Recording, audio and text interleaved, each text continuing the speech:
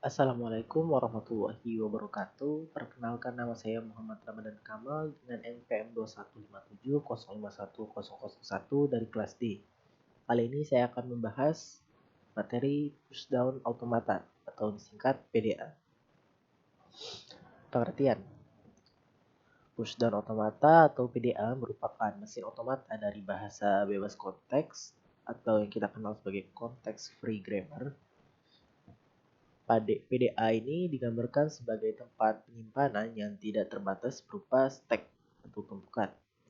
Stack merupakan kumpulan dari elemen sejenis dengan sifat penambahan elemen dan pengambilan elemen melalui suatu tempat yang disebut top of stack atau puncak dari stack tersebut.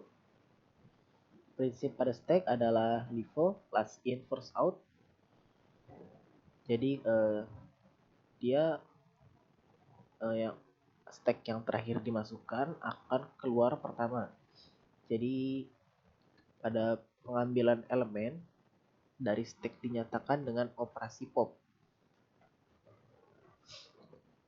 Sedangkan ketika memasukkan elemen ke dalam stack dinamakan dengan operasi push.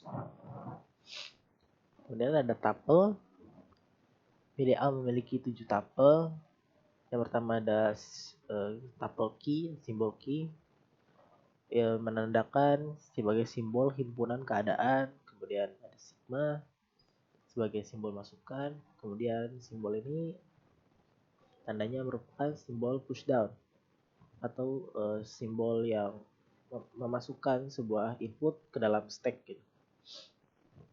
Kemudian ada Q0 sebagai keadaan awal, Z0 juga sebagai simbol pushdown awal. Kemudian ada F sebagai final state atau himpunan keadaan akhir, F sebagai final atau himpunan keadaan akhir. Kemudian ada ini sebagai fungsi transisi. Ini ada contohnya, contoh kasus untuk deterministik pushdown automata. Jika diketahui sebuah PDA ini tuple-nya tadi merupakan sebuah PDA deterministik untuk pengujian palindrom, memiliki tuple sebagai berikut. Key himpunan keadaannya itu Q0, Q1, Q2, kemudian A-nya ini memiliki Q2. Sini inputnya ada ABC dan pushdown-nya atau stack-nya ini ada A, B, dan Z0, dan fungsi transisi terdefinisi melalui tabel berikut. Nah, bisa dilihat dari tabel ini, jika statanya menerima input A atau B, maka dia akan melakukan push pada hasilnya. Nah, jadi di sini top stack-nya kan awalnya Z0, jadi Z0 ini harusnya ada di depan seharusnya. Namun kita menginputkan A atau B-nya nih. Jadi Z0-nya ini tergeser dan jadi A-nya yang berada di top stack.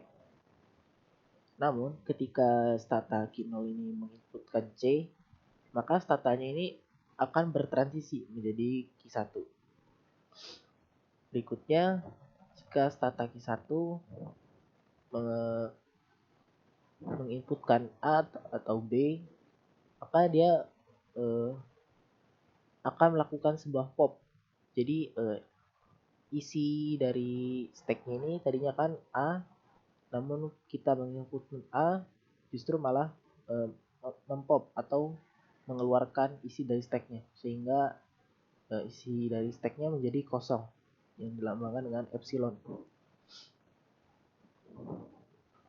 Oke, lanjut contoh yang kedua, yaitu non-deterministik atau deterministik.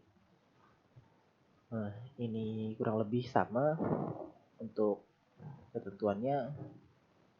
Kita langsung masuk ke tabelnya. Jadi intinya ketika state Q0 ini menerima input A atau B, dia mendapatkan dua hasil.